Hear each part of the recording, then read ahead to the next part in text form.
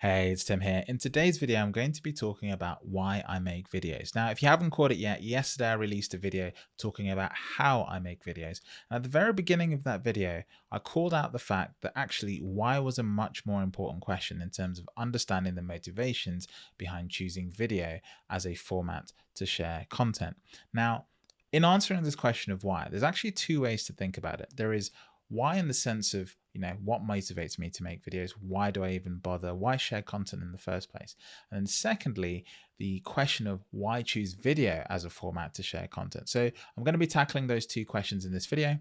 As always, let's get stuck in. Okay, so to answer this question of what motivates me, we have to go way back to 2006. In fact, the summer of 2006 is a very fun summer for me because this was right before I went to university. And essentially, I had 5 months in between my A-level exams and going to the University of York, which is where I studied. And essentially, I had nothing to do. Unlike other students, I wasn't going away on some sort of, travel journey, or I didn't have that opportunity essentially. And so I needed to find some other way of preoccupying myself. And at that point, I was getting into technology and I was really keen on understanding how web development worked. So I basically just started trying to learn web development as much as I could. Now, this is 2006. We didn't have the internet and the Google that we have today. And so I came across this platform called lynda.com. And so the first person I actually really want to highlight in this video is a lady called Linda Wyman. Now, lynda.com was this great tutorial platform, actually founded many years before I came across it. And it essentially had courses that were entirely delivered in a video format. Now, what was amazing about this is I got like a 1 month subscription for free. They had the classic, freemium model where you use 1 month, and then after that, you give them your card details and you keep paying them every month for access to content. So I took 1 month and I learned as much as I possibly could about web development. Now, whilst doing that course, I actually got distracted and I ended up doing another course on Photoshop by an instructor called Deke McClelland. I think that's his name. And essentially, I really enjoyed that course and it was how I learned Photoshop. And ever since that moment, I was just amazed that in the space of, basically 2 weeks, I was able to go from nothing to something in a piece of software that lots of people were using to be creative. And so suddenly this opened up a whole world of information to me. I was suddenly able to sort of just learn things very, very easily. And this was in direct contrast to the experience I'd just gone through in terms of sitting my A-level exams. And the learning experience for those were extremely painful for me. And the context for why that was extremely painful wouldn't actually come to light until 3 years later. I'll come to that a little later. And so here I was, I learned Photoshop, and essentially I just found this calling in creative software. I just started trying to learn creative software as much as I can. And fast forward a few months later, I'm at university. I find this opportunity to get involved in a magazine. It was called Bad Taste. And then again, I thought, well, what do creators use to create magazines? And it was a piece of software called Adobe InDesign. And so I learned Adobe InDesign, and the person who taught me that was Terry White. Terry White is an evangelist at Adobe, still works for Adobe today, and his videos really sort of opened up my mind, because here was someone who was just so passionate about the product, understood the product so well, and he was sharing knowledge about this in so many really interesting ways. And so I did a whole course on Adobe InDesign and I pretty much picked up as much as I can. In fact, the very first video on this channel was based on a typography concept that I learned from Terry White. So if you go to that video, check it out. I learned that concept from Terry White. And so it inspired me. And something I've mentioned before in another video where I talked about race, the most common thing between all these points was actually the fact that these people weren't just training me. They were giving me an opportunity to express myself creatively and actually use that as a way of furthering myself. And so I found myself just really sort of infused by this energy that I couldn't really understand where it was coming from. And secondly, I was just amazed how much I was picking up through this video platform essentially at the time. And I really didn't understand why until a few years later. I finished university. I pretty much went through the entire university experience without actually dealing with this problem that I only discovered after university, which is that I had dyslexia. Okay. And so the challenge with dyslexia has actually made it very hard for me to consume content in a reading format. And so I could suddenly start to see what was going on here. I was very attracted to visual learning systems. Okay. And this was something that was sort of, just as soon as I found out I was dyslexic, I just light bulbs went off everywhere. I suddenly started trying to optimize all my learning so it was primarily visual, and things just started to come in much, much faster. And so had this revelation, which was, wow, how many other people in the world don't know that they're visual learners? Maybe because, that's a preference of theirs. Maybe they have dyslexia like me. Maybe they have some other disability. But essentially, how many other people in the world are visual learners and don't know that? Because if I'm honest, you're always told that reading is the best way to interpret information. There's no end of research paper that will say that repeated reading reinforces knowledge in your mind. That just doesn't work for me. I just don't believe in that. But that's for me. That's sort of my personal opinion. And so here I was, really passionate about visual learning. And I just thought, wow, what could I do to help other people discover this? And so I just started making videos. And that's when I made that video about the typography concept. And I made a few other videos then. And I just started making videos. And the thing I saw myself doing there was I was sharing that opportunity with other people. If someone came across my video who also had the same challenge, maybe they too would learn it better in a visual format rather than in a textbook. And so I was trying to sort of give back to this community of people who had taught me so much. Now, over time, I've met a whole world of other creators. Okay.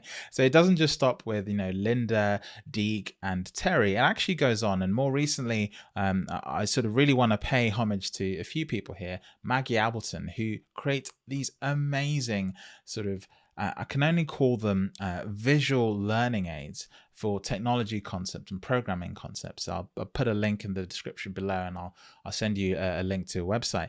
And then another trainer who's called Maguire Brannan, who's actually the instructor that taught me everything I know about Webflow, which is a CMS system I use to build my website. Now, these two people are funny because they're more recent. I've only just discovered them in the last year, but they've sort of continued this narrative. I haven't really met anyone since those early sort of instructors that really sparked something in my head, who sparked something else in my mind. And so Maggie, for her, really good visual creative aids, which help people learn in an entirely visual way. They're largely the reason I've really got into sketchnotes, and I try and sort of replicate some of what she's doing there in the sketchnote format. And then Maguire Brannan for his just ruthlessly brilliant way that he does tutorials. Now, if you've never seen a tutorial from Maguire Brannan, or you've never seen Maggie Appleton's content, again, links in the description below. You don't need to be passionate about the topics they're teaching to just see their content and understand that they do it really, really well. So please, if you have a moment, go to the link description, check the content out. It's some of the best learning content you'll ever come across, honest to heart. And so those are the motivations behind why I make videos. I'm essentially trying to give other people that opportunity that I felt like I discovered too late. And so if you're starting your journey with Tableau and you find my videos early and you find them at the start of your journey, I'm hoping to catch you. I'm hoping to catch you, someone who's struggled to, understand Tableau concept because you have to go to the Tableau documentation and read all the pages. I know that stuff is there. And if people ask me, I could always send them those articles and they could just read the same information. But the reason I make videos is because I think some people much prefer seeing what's going on rather than reading what's going on. And that's largely why I've avoided blogs.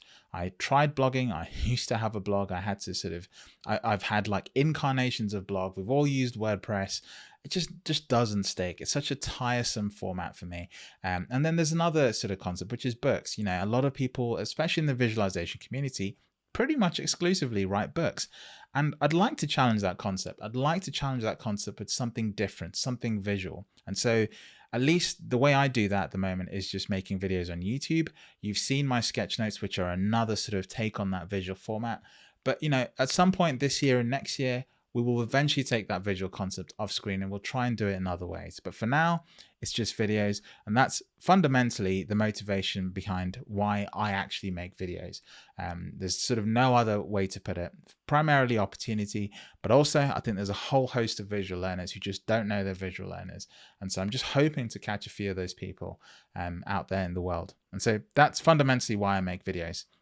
Now, The other thing about videos that sort of extends onto this concept of accessibility in some ways is actually that I think videos are a very efficient way of getting information across. Now, if we go back to 2006, the cost of hosting a video to the individual that was, making that video was actually quite high, and also the technology infrastructure just didn't exist to be able to send video to a whole group of people very, very quickly. In fact, I'd almost argue that only in the last few years have we really started to even scratch the surface of having enough bandwidth on the internet and infrastructure for video to become a mainstream learning tool. Okay, although video has been around a while, it's only just getting to the point where it can start to be considered as a learning tool, like a serious learning tool.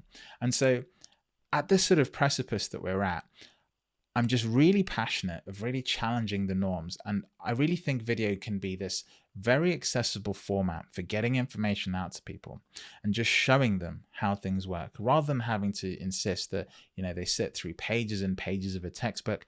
You can just search that small thing you want to search, see how to do it very quickly, and then get on with the thing you're trying to do. This sort of idea that you have to sort of work through a whole body of work, some of it that might be relevant, some of it that might not be useful.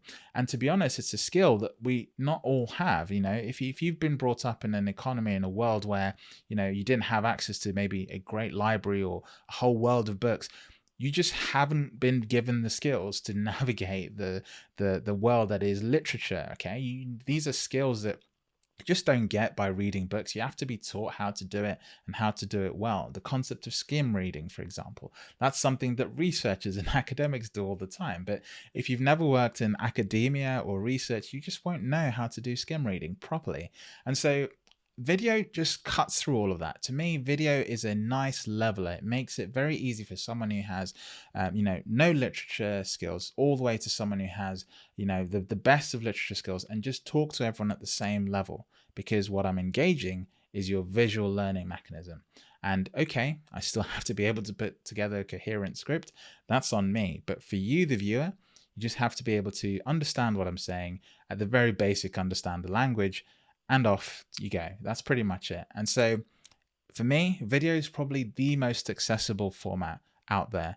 And it also presents probably some of the lowest barriers to entry that I've seen in any other format. If you take books, for example, books typically are geared towards the Western economy. Okay, they're made by publishers that typically price them to sort of benefit from certain economies of scale. So if I just take, the typical book in the US, $50, $30 is about right. Take that same price and put it in a developing world. That's just not going to work.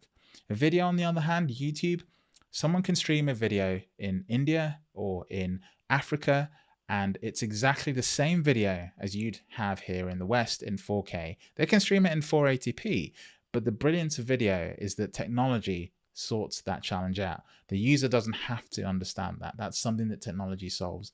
And so maybe I'm murdering this point a little bit, but I really think video is the format that breaks barriers for lots of people around the world.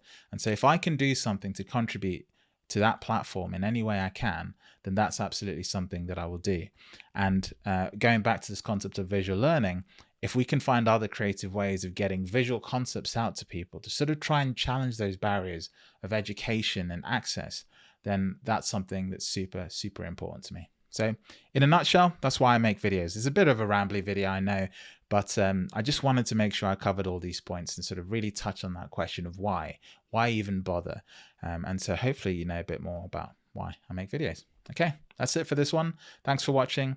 If you've got some thoughts on this, please let me know in the comments below. I'm sure some people disagree with some of what I've said, so don't just be a bot and agree. Go in the comments and passionately tell me why you disagree. If you agree, then by all means share this message with everyone you know.